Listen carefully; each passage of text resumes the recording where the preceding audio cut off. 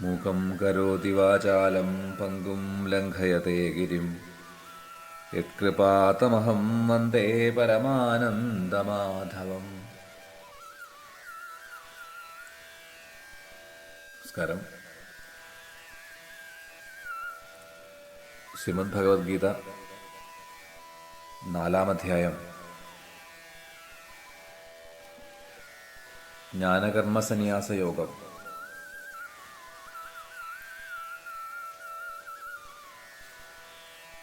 അതിലെ കർമ്മം അകർമ്മം ഈ പ്രസ്താവനയാണ് മുൻപ് നാം പറഞ്ഞ് നിർത്തിയത്. കർമ്മണ്യകർമ്മയ പശ്യേത് അകർമ്മണിജ കർമ്മയ സബുദ്ധിമാൻ മനുഷ്യേഷു സയുക്ത കൃഷ്ണകർമ്മകൃൽ.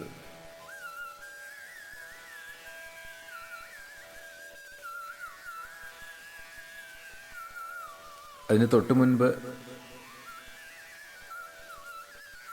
കിം കർമ്മ കിം അകർമ്മേതി കവയോപ്യത്ര മോഹിത. കർമ്മം ഏത് അകർമ്മമേത് എന്ന വിഷയത്തിൽ വിദ്വാൻമാർ പോലും മോഹിക്കുന്നു. അതുകൊണ്ട് അർജുന, കർമ്മത്തെയും അകർമ്മത്തെയും ഉപദേശിച്ചു തരാം. ഇതിനെ തിരിച്ചറിയുവാൻ പ്രയാസമാണ്.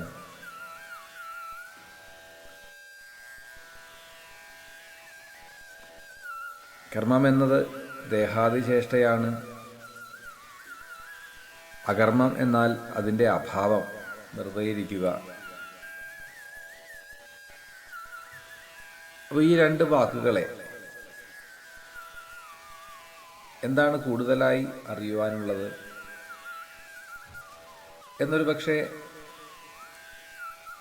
ഏതൊരുവർക്കും സംശയമുണ്ടായേക്കാം.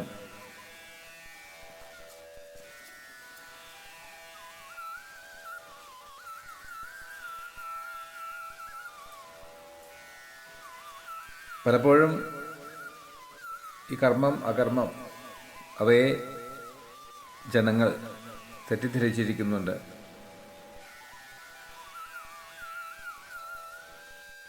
വളരെ പ്രസിദ്ധമായ ചില ഉദാഹരണങ്ങൾ മരുമരീചിക, വളരെയധികം ഉപയോഗിക്കുന്ന ഒന്നാണ്. മരുഭൂമിയിൽ ശക്തമായിട്ടുള്ള വെയില്, സൂര്യപ്രകാശം, പരന്നു കിടക്കുന്നതായ മണൽപ്പരപ്പിൽ തട്ടി ആ സൂര്യപ്രകാശത്തിൻ്റെ ചൂടുകൊണ്ട് ചുട്ടുപഴുത്തതായ മണല് ദൂരെ നിന്ന് നോക്കുന്ന ഒരുവന്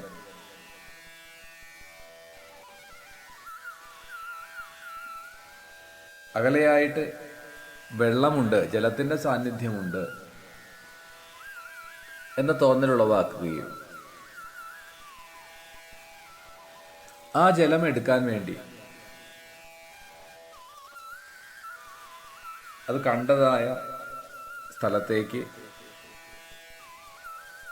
നടന്ന് കുറേ ദൂരം നടന്നു കഴിയുമ്പോഴാണ് അവിടെ ജലമില്ല. അത് വളരെ കുറേ ദൂരത്തായിട്ട് വീണ്ടും ആ പ്രതിഭാസം കാണപ്പെടുന്നു. ഈ മരുമരീചിക വാസ്തവത്തിൽ നാം കാണുന്നത് ജലമല്ല, സൂര്യപ്രകാശം ഈ ചുട്ടുപഴുത്ത മണലിൽ തട്ടി അതിൽ നിന്നുണ്ടാവുന്ന ചൂടും പ്രകാശവും കൂടി നമ്മുടെ കണ്ണുകൾക്ക് ഉണ്ടാക്കി തരുന്നതായൊരു ഭ്രമം ആണ്. ഒരു പ്രതിഭാസം മാത്രമാണത്.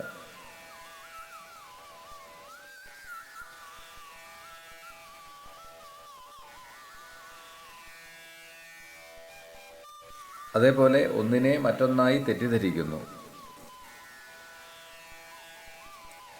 ഇവിടെ മറ്റൊരു പ്രസിദ്ധമായ ഉദാഹരണത്തോട് കൂടിയിട്ട് തന്നെ സമർത്ഥിക്കാൻ ശ്രമിക്കുകയാണ്. ഒരു തോണിയിൽ യാത്ര ചെയ്യുന്ന, അല്ലെങ്കിൽ കപ്പലിൽ യാത്ര ചെയ്യുന്ന ഒരുവൻ വളരെ വേഗത്തിൽ ഇത് സഞ്ചരിക്കുമ്പോൾ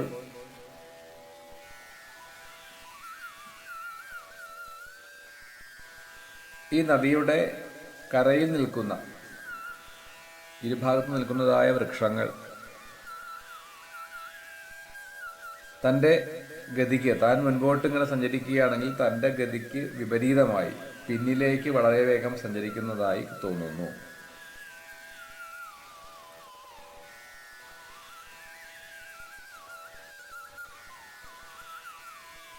ഇതേപോലെ ഈ ഒരു ഉദാഹരണമാണ് ഇവിടെ കാണിച്ചു തരിക.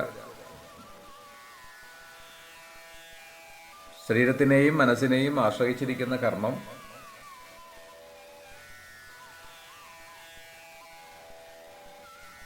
ആ കർമ്മത്തെ എല്ലാവരും കർമ്മരഹിതനായി അവിക്രിയനായിരിക്കുന്ന ആത്മാവിൽ ആരോപിക്കുകയാണ്. കർമ്മം ശരീരത്തിൻ്റെതും മനസ്സിൻ്റെതുമാണ്.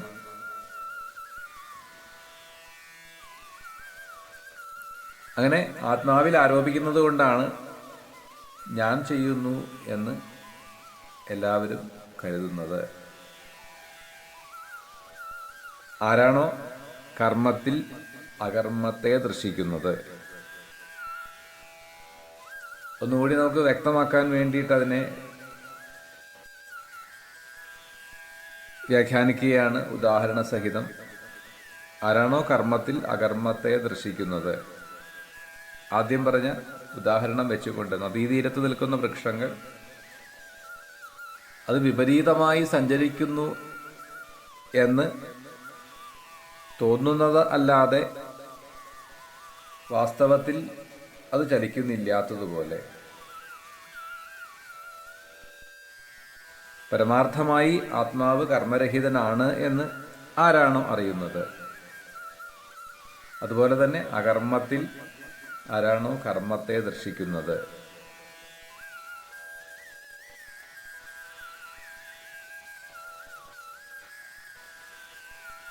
ഇപ്രകാരം കർമാകർമ്മങ്ങളുടെ വിഭാഗത്തെ ആര് തിരിച്ചറിയുന്നുവോ അവൻ മനുഷ്യരിൽ വെച്ച് പണ്ഡിതനാകുന്നു.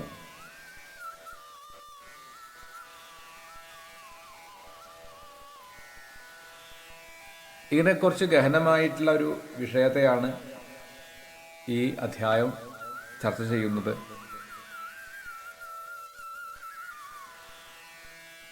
അകർമ്മത്തിന് വെറുതെ ഇരിക്കൽ എന്നാണ്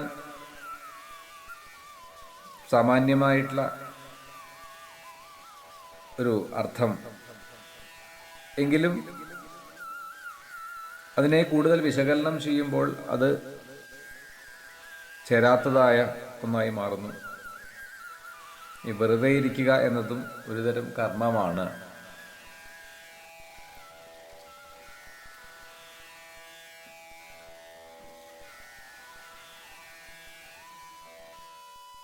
മാതാപിതാക്കളെ മറ്റൊരുവൻ ദ്രോഹിക്കുന്നത്, അച്ഛനമ്മമാരെ തല്ലുന്നത് നോക്കി വെറുതെ ഇരിക്കുന്നത് അകർമ്മം എന്ന കർമ്മശൂന്യതയാണ്.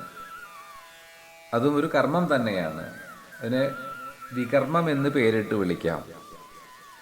അതിൻ്റെയും ഫലം അനുഭവിക്കുക തന്നെ വേണം.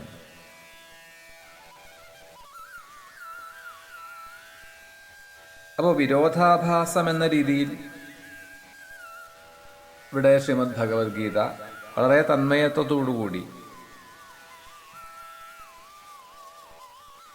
അകർമ്മത്തിലും കർമ്മമാകുന്നതിനെയും കർമ്മത്തിന്റെ ദൃഷ്ടിയിൽ ജീവനില്ലാത്തതിനെയും അകർമ്മമെന്ന് തിരിച്ചറിയുന്നവനാണ് ജ്ഞാനി എന്ന് പറയുന്നു. ഇപ്പൊ കർമ്മഫലം അത് ബന്ധിക്കാതിരിക്കാൻ, അത് വരാതിരിക്കാൻ നിഷ്കാമബുദ്ധിയ കർമ്മം ചെയ്താൽ മതി എന്ന് മുൻപ് സൂചിപ്പിച്ചിട്ടുള്ളതാണ്. അപ്പോൾ നിസ്സംഗബുദ്ധിയോടുകൂടി ചെയ്യുന്ന കർമ്മമാണ് സാത്വിക കർമ്മം. അതുതന്നെയാണ് അകർമ്മം.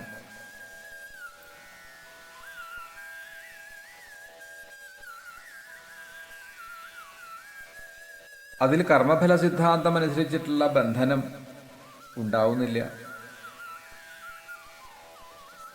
മനുഷ്യർ സാമാന്യമായി ചെയ്യുന്ന കർമ്മങ്ങളിൽ ഈ സാത്വിക കർമ്മങ്ങളെ അല്ലെങ്കിൽ അകർമ്മത്തെ ഒഴിച്ചു നിർത്തിക്കഴിഞ്ഞാൽ രാജസം താമസം എന്ന കർമ്മങ്ങളാണ് അവശേഷിക്കുന്നത്. അതിൽ താമസകർമ്മങ്ങൾ മോഹവും അജ്ഞാനവും കൊണ്ടുണ്ടാവുന്നതാണ്. അവയെ വികർമ്മം എന്ന് പേരിട്ട് വിളിക്കും. പിന്നീട് രാജസകർമ്മം, ഇത് സാത്വിക കർമ്മത്തിൽ പെടില്ല, അകർമ്മം എന്ന് ഉള്ള ഗണത്തിലും പറയുന്നില്ല.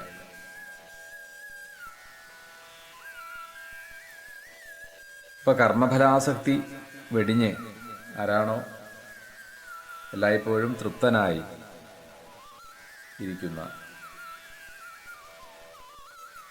ഇന്ന കാര്യം സിദ്ധിക്കാൻ വേണ്ടി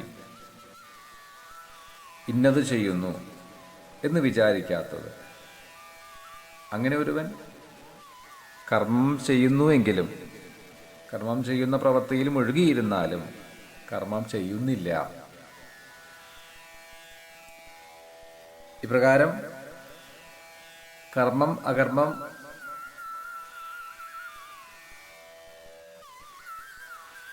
നിഷിദ്ധകർമ്മം ഇതിനെ ശരിയായി ഗ്രഹിക്കേണ്ടതുണ്ട്. കർമ്മരഹസ്യം അത്ര എളുപ്പത്തിൽ അറിയാൻ കഴിയുന്ന ഒന്നല്ല.